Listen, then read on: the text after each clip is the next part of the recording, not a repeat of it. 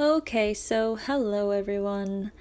I am here today with this spontaneous video by which I want to talk about the differences between the air signs within astrology, but I also want to direct this towards why it is that I think that even though the sign of Aquarius is known for being highly open-minded, I actually want to get into why it is that it's actually the sign of Aquarius that can fall into these traps that makes them closed-minded. So, first of all, I just want to say that please take this video with a grain of salt. Please take what I'm saying today with a grain of salt, because these are literally just my opinions and it's just me going really into my own mind, diving into my own mind and trying to come more from a place of a stream of consciousness more than anything. And I think that's why I like recording my voice instead of being in front of the camera, because I think there's something about being in front of the camera but then also communicating as well that maybe it feels like I can't properly express myself sometimes. Could be because my camera tends to overheat and then I'm aware of the fact that it does that. And because I'm aware of the fact that it does that, then I'm already thinking, it's gonna happen. It's gonna happen any moment. Any moment I'm gonna be speaking mid-sentence. It's gonna turn off. So here we are. Here we are with a lovely audio as the picture is the sky, okay? It's an air. It's the air signs video after all. And if you want to know about the other signs, I know I'm going to get in the comments. Where's the fire signs? Where's the earth signs? Where's the water signs? Come on, Hannah. Just drink a cup of tea. Breathe, step away from the keyboard. If I feel like making those videos, I will. And it might happen. We'll see how this one goes first. Okay, so let's firstly talk about the sign of Gemini. Now, Gemini kicks off the trinity of air, okay? The trinity of relationships, because it's the air element that is about relationships and socializing and communicating. So, with that in mind, Gemini kicks it off with mutable air. So this is very freeing. This is a very freeing energy. This is a very multifaceted energy. And so it's curious about wanting to know about people, curious about the environment, curious about anything and everything within its reach. This is mutable. So mutable being that it's adaptable and flexible. Therefore, what I often notice with Gemini types is that, well, you can get the Gemini types who will be inquisitive towards others, who may ask them questions. But then you also get the Gemini types who already sort of know beforehand with certain people not to go over to those people or someone and start talking to them, because they already sort of pick up, or they can already sense from that person's body language or their mannerisms not to go over and ask them questions and maybe see who they are. See, I think Gemini types are very good at being able to read people. They're very good at being able to detect maybe when someone's lying, or whenever they're hiding something, or whenever something is off. And I think perhaps this could be because they're very much in tune with the body language of a person.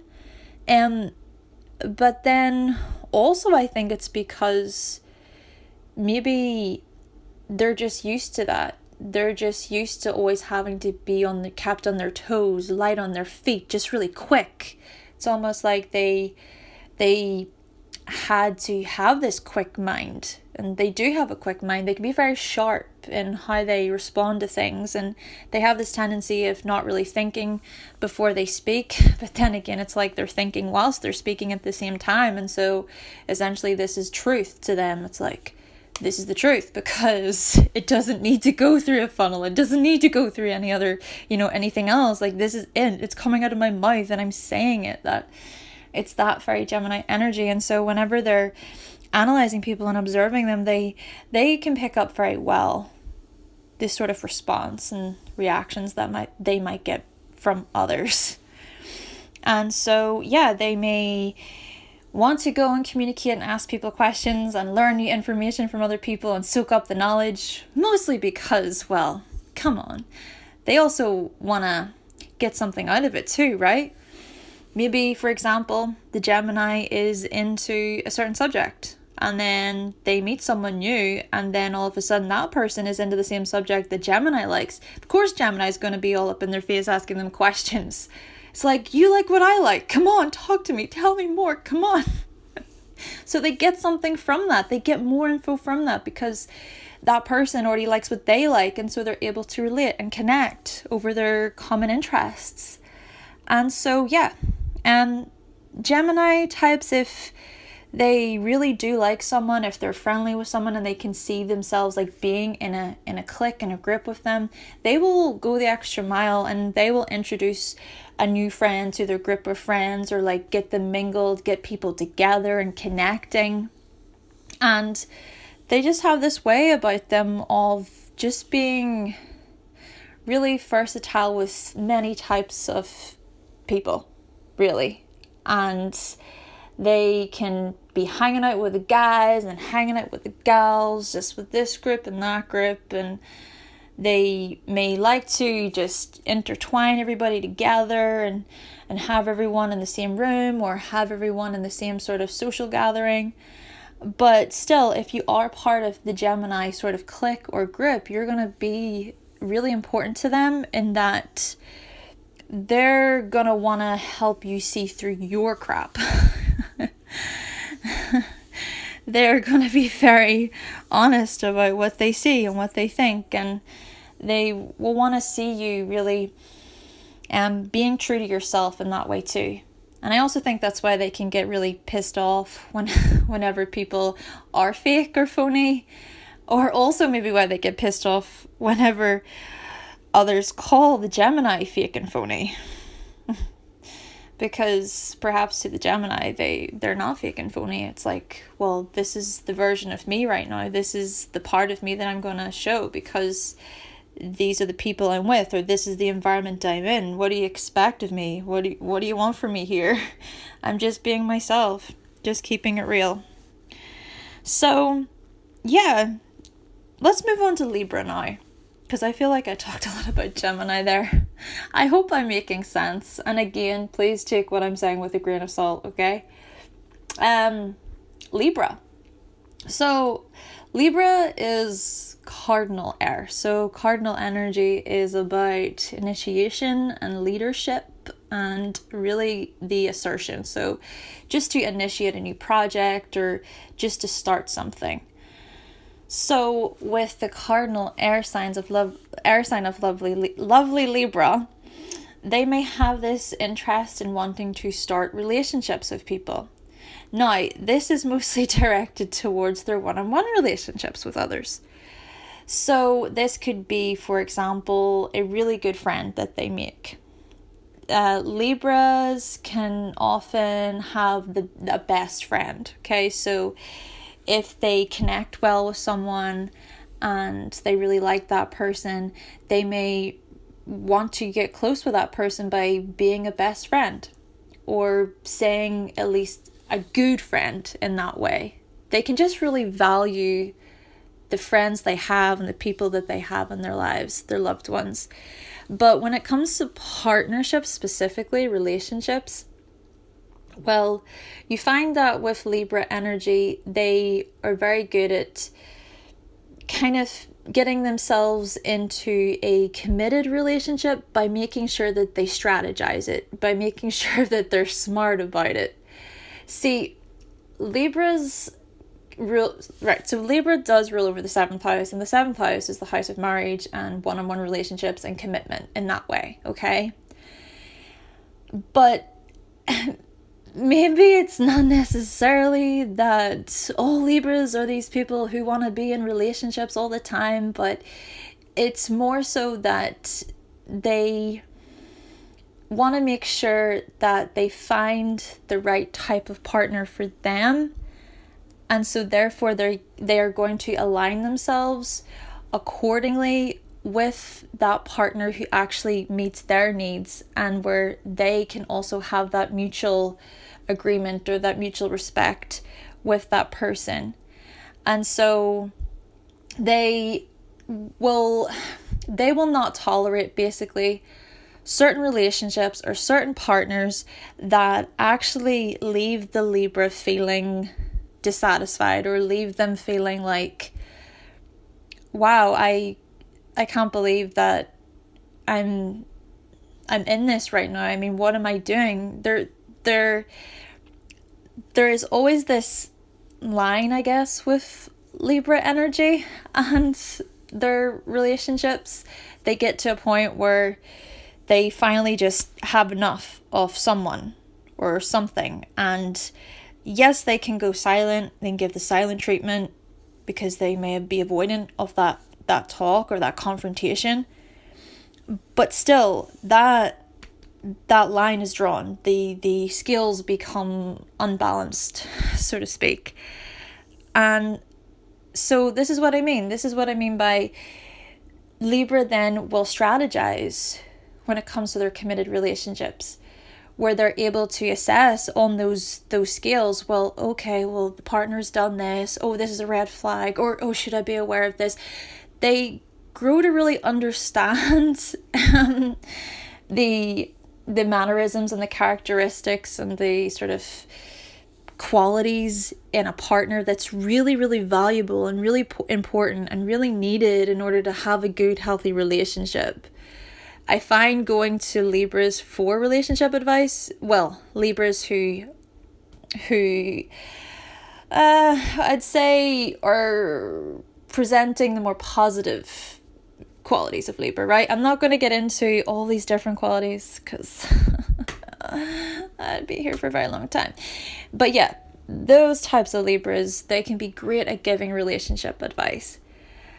And so, yeah, I feel like they're very good at just understanding what makes a relationship valuable, what makes it steady, or what makes it harmonious, where two people can actually be committed to one another and they can live together and thrive together over years, where they can even grow old together.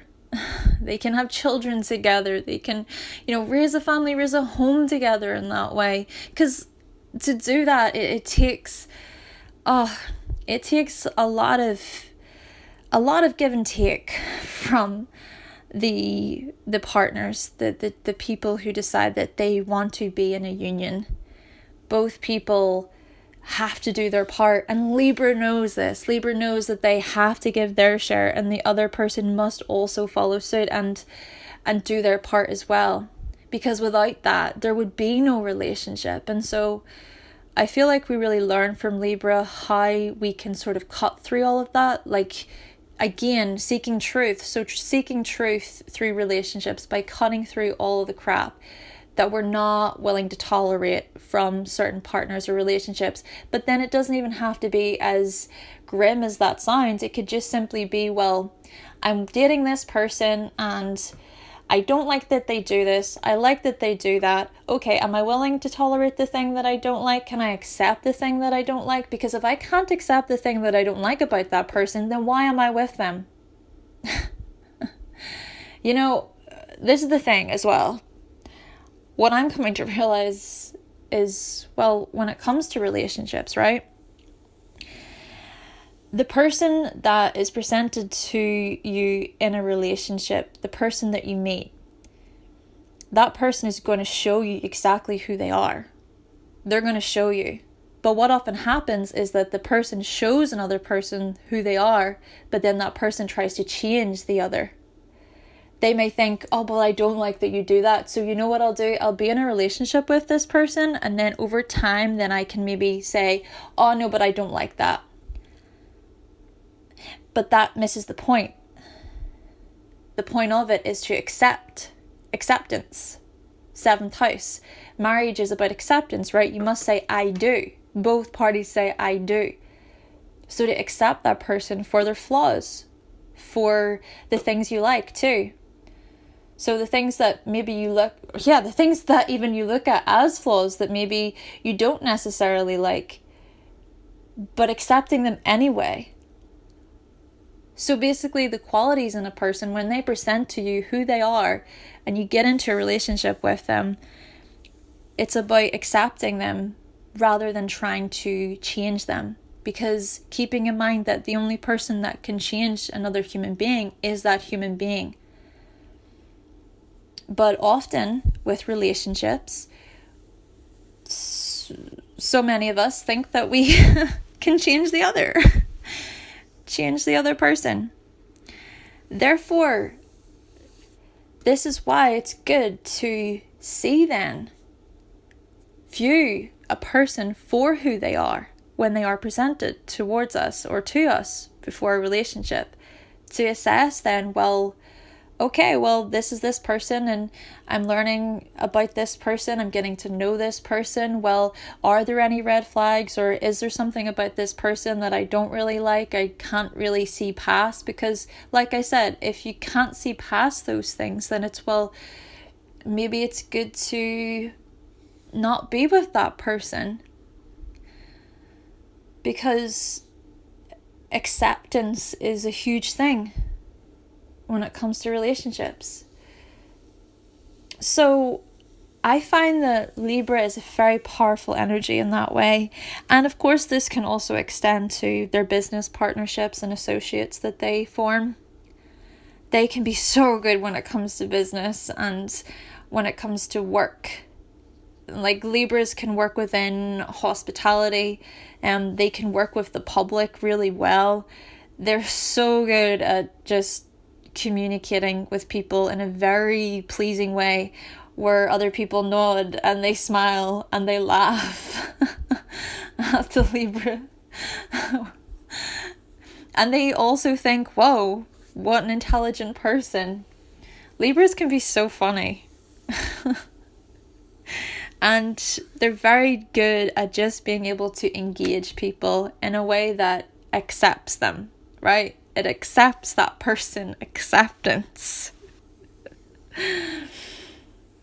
So, following on from that, of course, Libra is also very much about seeing the other side of the coin, or seeing the other side of the story. So you could go to Libra and you could tell them your situation. You could say, oh, my boyfriend's doing this, or my girlfriend's doing this, and blah, blah, blah, blah, blah. But the Libra will then ask, well, okay, so what happened with her or him? I mean, what were their actions? And I wonder how they would view it maybe, or if given the opportunity, they might, want to know, well, what did they say and what was their view on it? So basically just trying to analyze, well, what about the other party? You bring in another person, you bring in other people to the Libra, they will know that each and every person that you bring in has their own mind, has their own experience, has their own truth, has their own side of the story. They may not realize this in the beginning whenever they're first growing up. It's something that they may have to learn over time. I mean, I'm sure it's difficult to be inside the mind of the Libra energy in that way. But yeah, I think that's something that's very admirable about Libra, is that they really do see that whoever is involved in that, well, they have their own viewpoint of that. So whatever the situation might be. But alas, we look at the third and final sign, Aquarius. And going back to the beginning of this video where I mentioned how, well, Aquarius is such an open-minded sign, known for being but yet can fall into these traps where they can become closed. Aquarius is fixed air.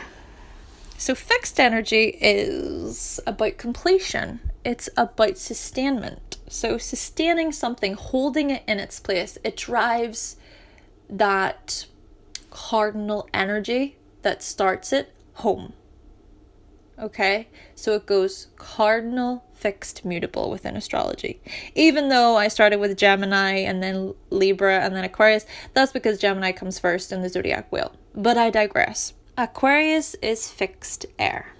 Okay, so with the fixed air energy, well, what this can suggest is a person who can fixate so much on certain thoughts they have, certain relationships they form, certain interactions that they have with just people. They can basically become fixated and they can become quite focused in on their mind. Now, this is interesting because, well, the mind is a pretty complex thing, yeah? I mean, where does it start and where does it end? And what I mean by that is, well, there's so many thoughts to be had and there's so many ideas to form and so many principles and concepts to explore. So many words that exist within the mind. And see, Aquarians can often get really caught up in their own minds.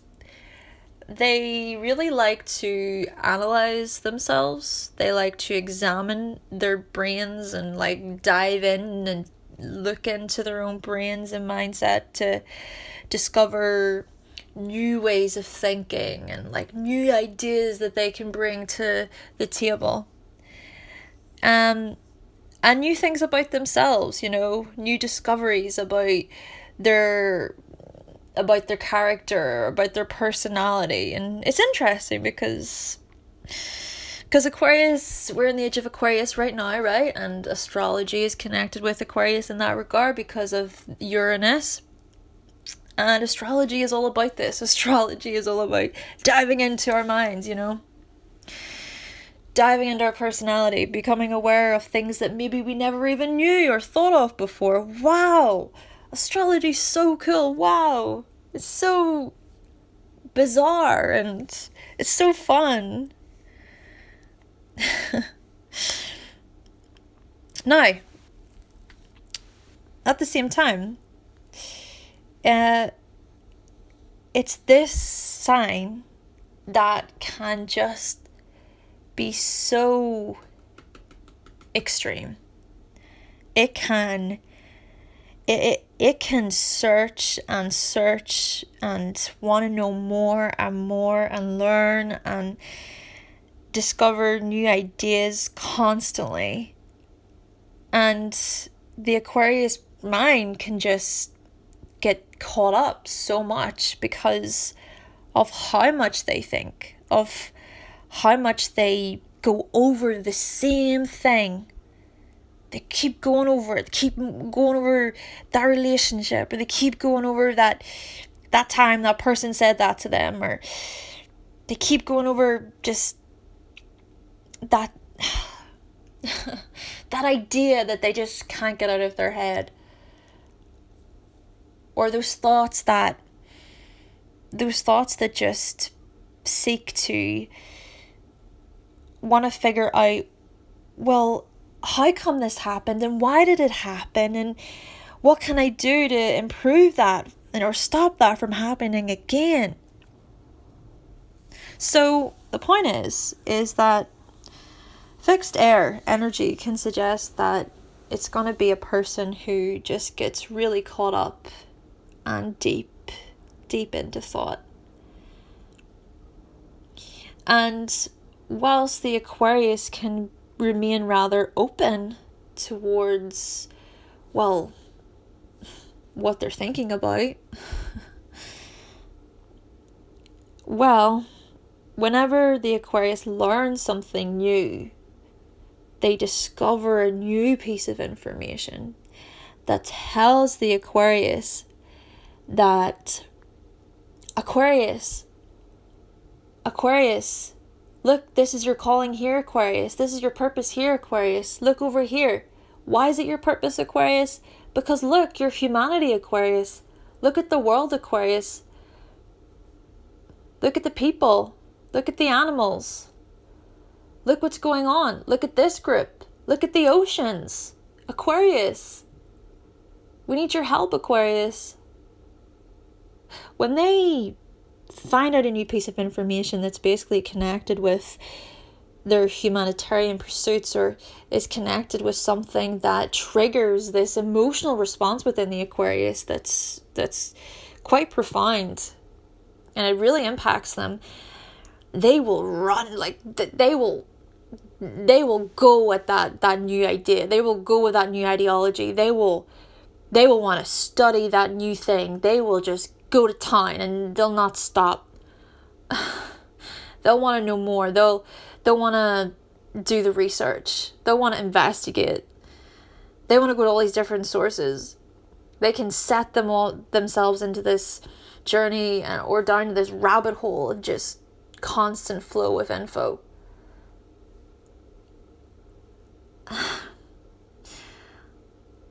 But yet in their journey, this is where they can become closed and trapped.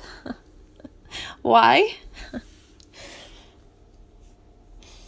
Because what often happens is that as they are so ingrained in this thing, they're so ingrained in it that they find it hard to see the bigger picture anymore. Because they, like everyone else, can get caught up in ideologies, in beliefs.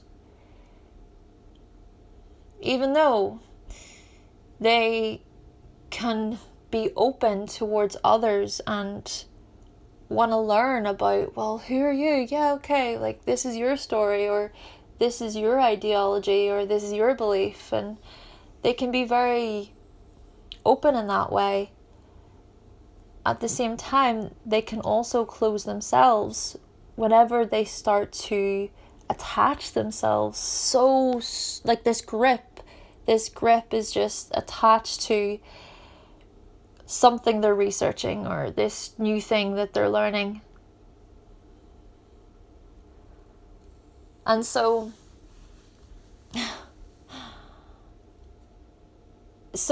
I think it's important for the Aquarius to learn how to remain objective.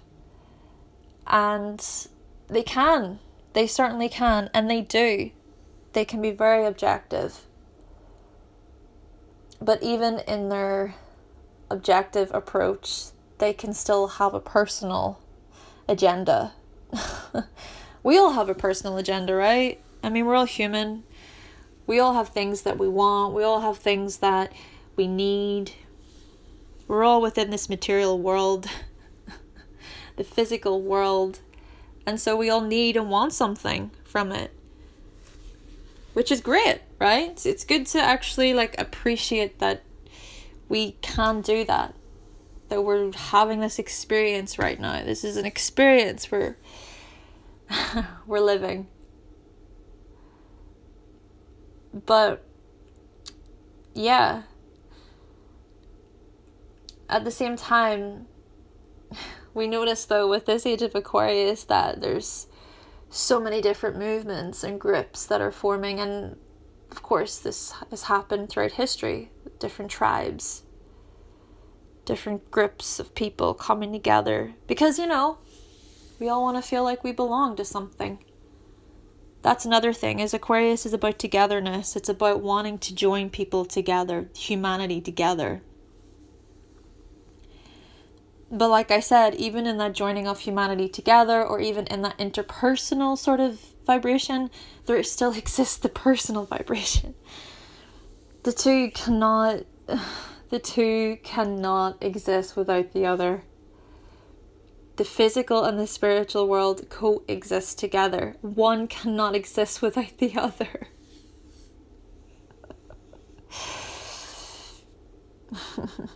The whole yin yang and all that, right? So even when it comes to groups and movements, there's each and every individual within that group and movement with their own mindset, with their own thoughts, with their own perception, with their own way of viewing the world.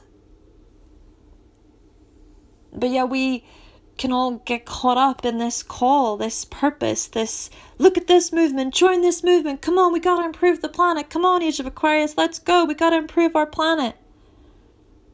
All this information, we're being bombarded with so much information during this Age of Aquarius, with the internet, media, so connected more than ever, right? But yet so disconnected at the same time. Connected and disconnected at the same time. Okay. That makes sense, right?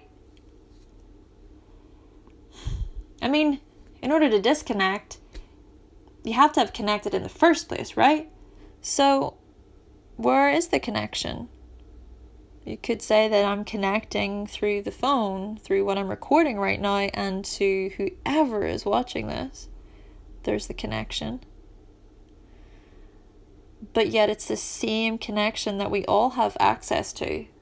Well, not all of us, of course. That a large amount of the population has access to.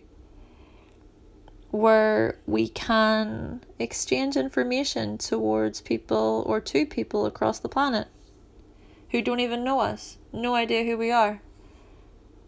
But we all have something to say. We all have a way to express ourselves. Which is great in that way, right? But, of course, with anything, like anything, there's positives and negatives.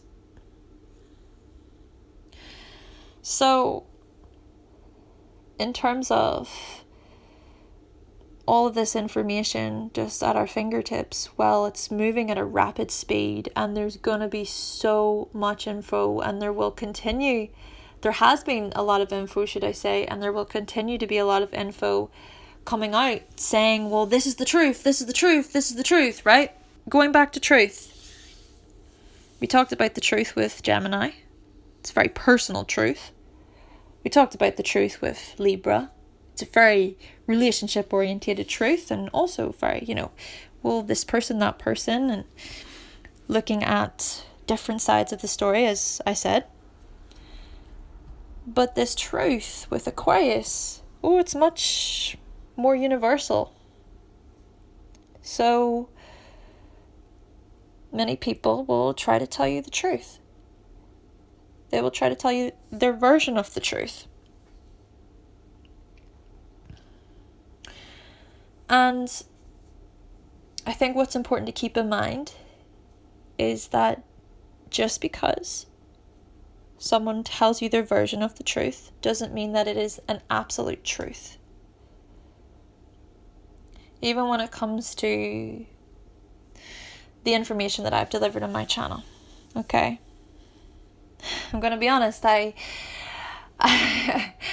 have been that person, that little giddy child who just wanted to jump on so much to record videos and talk about this new information I was learning about astrology and about different people that I've been learning about, or listening to rather. And I just wanted to jump on and just share my thoughts, share my opinions so fast, because we can. It's done so fast, at a rapid speed. The opportunity's there. But I've been coming to understand the importance of pulling it back, taking it in, being careful of what I say, being aware of my responsibility, being aware of how I project my truth out into the world. Being aware that, oh my gosh, well, what if my truth out to the world yes, whilst it can help someone else, at the same time, it can also be detrimental to someone else, because what if they think what I'm saying is absolute truth rather than what's true to me? So, yeah, in my state of, well, I guess you could say hindsight is a beautiful thing. And I myself, I have freed a lot of my own mindset, I suppose you could say. Because really going back to, well, all these groups and movements and so on and so forth, well, I've been questioning it all. I've been questioning all of it. Because I got caught up in an ideology. And I'm not the only one. We all do. We all get caught up in ideas and beliefs, and this is what I think, and this is what I'm gonna stick by, this principle. And I think that from coming from a certain ideology that told me that eating animals was wrong, was bad, which, by the way, it's not, I've come out at the other side of that, and I want to be very cautious, I think, moving forward, of who I'm listening to and the information that I'm taking in, rather than sort of going along blindly with what this person says and that person says, but to really observe it, to use this Aquarius energy, to be the observer. Because to be the observer is to be objective, is to look at it from that worldview, from that wider picture, and to not associate with it, not go in there. Just watch it. Just watch it. You know, I have a friend who is an Aquarius, and he is a good bit older than me, and he, over the years, has realized the importance of just observing, truly just observing, not even thinking anything about something that someone is saying or doing, but just observing.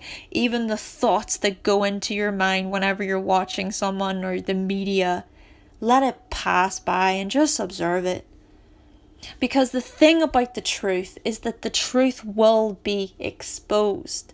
No matter what we really share through social media, I suppose you could say, the truth will be exposed in due time. And so I'm coming to learn to let that happen. To let those who want to speak, speak. And so I guess you could say that this is me speaking my personal truth about Aquarius and Libra and Gemini.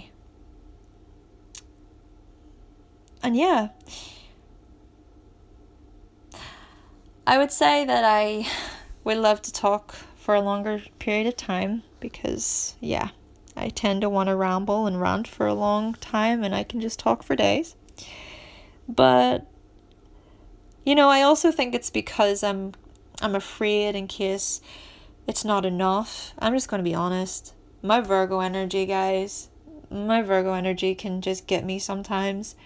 You know, my Aries energy can just want to go off and just say it and be like really upfront and opinionated about things, which I guess in a way, yes, I'm very much doing that.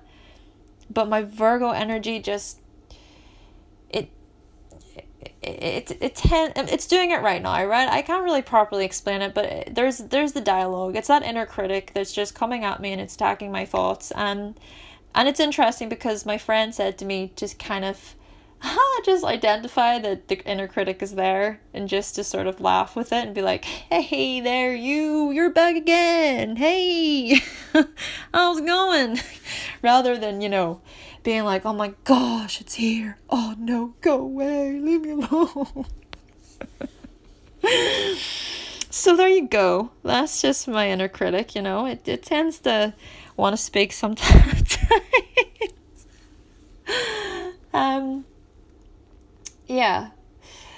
My Virgo energy just, it tends to want to get things completely right and exacting, and anything that I say wrong, that I deem as wrong or just stupid in my mind, I just want to retrace it and get rid of it. Even when I look back over my videos and the way I was back then, I'm just like, oh, just tear it down, just get rid of it. I can't look at it anymore. It's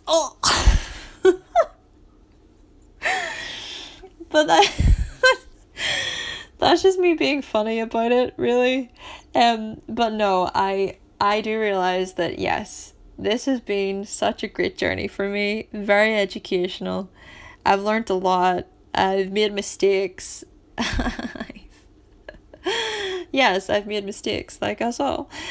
And I've just grown to really appreciate astrology more and more and more over the years. And I'm really grateful for this whole experience. But yeah, anyway, I'm gonna end the video here. I hope you enjoyed it. Hope you got something from it. Maybe just a little bit of something. Okay, guys, thanks for watching. Or listening, should I say. Bye.